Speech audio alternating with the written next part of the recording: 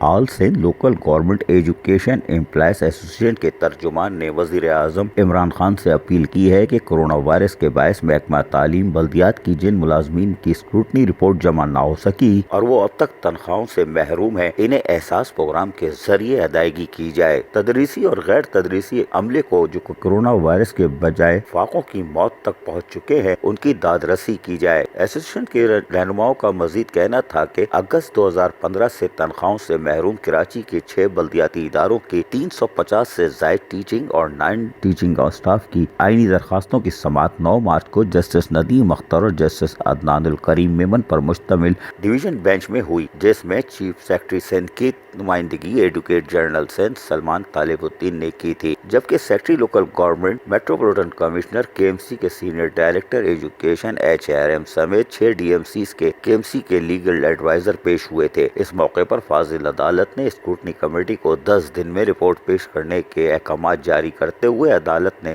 2 April تک سماعت ملتوی کر دی تھی۔ ہائی کورٹ کے حکم کے مطابق 2 اپریل سے قبل چیف سیکرٹری سندھ کو رپورٹ جمع کرانی تھی، مگر مذکورہ رپورٹ بھی کورونا وائرس کے عطاب کا شکار ہو گئی۔ اگر حکام بالا 2 اپریل کو رپورٹ جمع نہیں کروا سکتے تھے تو ان ملازمین کو ایک زہر کی خوراک ہی دے دیتے، اب تو انہیں کوئی قرض بھی نہیں دیتا۔ ایک بار پھر عید الاضحیٰ سر پر آ چکی ہے اور یہ ملازمین تقریباً 5 سال سے تنخواہوں سے محروم ہے۔ ان ملازمین نے داخلہ فیس نہ ہونے پر اپنے بچوں کو اسکول کالج سے نکلوا لیا ہے۔ کچھ اساتذہ کی بچوں کی شادیاں بھی سر پر ہیں۔ ان ملازمین کی بروقت مالی امداد نہ کی گئی تو یہ شدید مالی بحران کا شکار ہو جائیں گے، لہٰذا ایسوسی ایشن مطالبہ کرتی ہے کہ فوری طور پر وزیر اعظم پاکستان اس کا نوٹس لیں اور 5 سال سے تنخواہوں سے محروم اساتذہ کو احساس پروگرام کے ذریعے فوری طور پر کفالت شروع کریں اور اس کے لیے احکامات جاری کریں۔ عزیز عارف، KBS بلدیاتی نیوز، کراچی۔